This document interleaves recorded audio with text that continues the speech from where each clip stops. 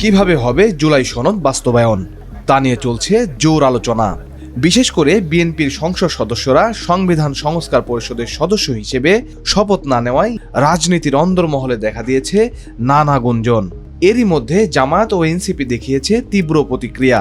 তবে বিএনপি বলছে সংবিধান সংস্কার পরিষদের সদস্য হিসেবে শপথ নেওয়ার কোনো বিধান সংবিধানে নেই, যে কারণে তারা শপথ নেয়নি।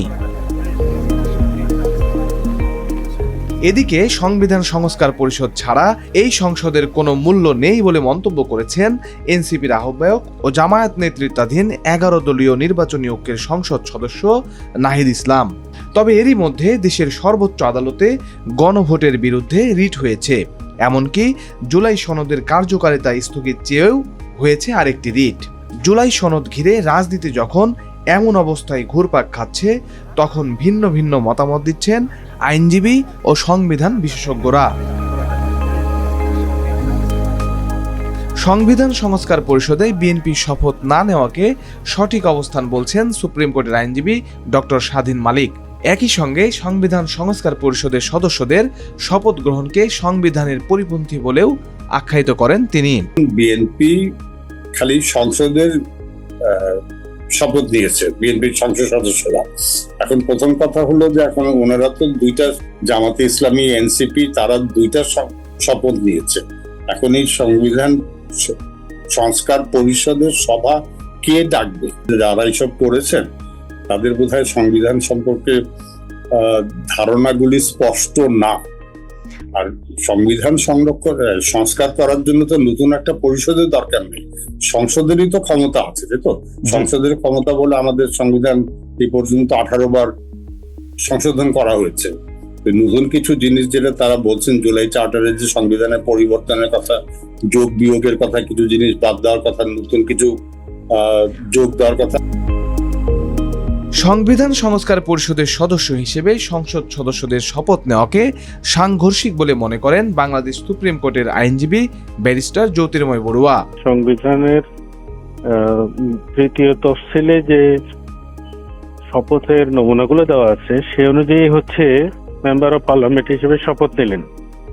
ওই শপথের শেষ লাইনটা হচ্ছে যে আপনি এই সংবিধানের সংরক্ষণ করবেন, সব রকমের প্রতিশ্রুতি দিলেন, প্রতিজ্ঞা করলেন যে এই সংবিধানটাকে আপনি সংরক্ষণ করবেন। সেইটা করার পরে দেখা গেল যে আপনি আরেকটা শপথ নিতে যাচ্ছেন, যেখানে শপথ নিচ্ছেন যে এই সংবিধানের অনেক কিছুই মৌলিক পরিবর্তন করে ফেলবেন আপনি। তাহলে তো সেলফ কন্ট্রাডিক্টরি পজিশন নেওয়া হয়ে গেল। আপনি একদিকে বলছেন সংবিধানটাকে সংরক্ষণ করবেন, এই কথা বলে আপনি শপথ নিলেন। শপথ নেওয়ার পর রাষ্ট্রপতির প্রশাসনিক আদেশ দ্বারা আরেকটি শপথ নেওয়ার বাধ্যবাধকতা তৈরি হলো, এটা রাষ্ট্রপতির অ্যাডমিনিস্ট্রেটিভ অর্ডার। সেটাতে শপথ নিচ্ছেন যে এই সংবিধানের অনেক কিছু আপনি পরিবর্তন করে ফেলবেন। ফলে এটা তো আপনার এমপি হিসেবে যে আপনি শপথ নিলেন সেই শপথেরও ব্যর্থ হয়ে যাচ্ছে। এই আইনজীবীর মতে সংসদে বসেই জুলাই সনদ বাস্তবায়নের সিদ্ধান্ত নিতে হবে, রাষ্ট্রপতির আদেশে নয়।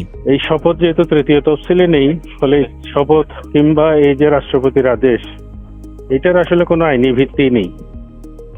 এটা খুবই কন্ট্রাডিক্টরি একটা পজিশন এবং কনস্টিটিউশনে তাকে আসলে এই ধরনের আদেশ দেওয়ার কোনো রকমের আইনি অধিকারই দেন। এরকম আইনি অধিকারহীন ভাবে কোনো যখন আদেশ হয়, সেটা কনস্টিটিউশনের এগেনস্টে যদি যাই, বিদ্যমান কনস্টিটিউশনের 26 নম্বর অনুচ্ছেদে পরিষ্কার করে বলা আছে সেটা হচ্ছে আপনার ভয়েড অ্যাব ইনিশিও, শুরু থেকে বাতিল বলে গণ্য করা হবে। এখন এই রকমের একটি গোজামিলের রাষ্ট্রপতির আদেশ, সেটার পরিপ্রেক্ষিতে যদি আপনি এখন ইয়েতে যান, শপথ গ্রহণ করতে যান, কনস্টিটিউশনাল রিফর্ম করার জন্য আবার কাউন্সিল করার, সেটাতে তো এক ধরনের আইনি জটিলতা তৈরি হচ্ছে।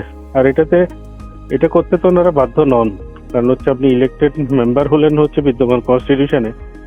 কনস্টিটিউশনে যে পরিবর্তন যেভাবে করার সুযোগ রাখা হয়েছে, সে অনুযায়ী কনস্টিটিউশনের পরিবর্তন সবই করা সম্ভব। বা সবাই যদি এই সংসদে বসে সিদ্ধান্ত নেন যে কনস্টিটিউশনটা আসলে পরিবর্তন করবেন কিংবা একটা কনস্টিটিউয়েন্ট অ্যাসেম্বলি আবার ওনারা গঠন করবেন, সেটাও সংসদে বসে সিদ্ধান্ত হতে হবে, রাষ্ট্রপতির আদেশে হবে না।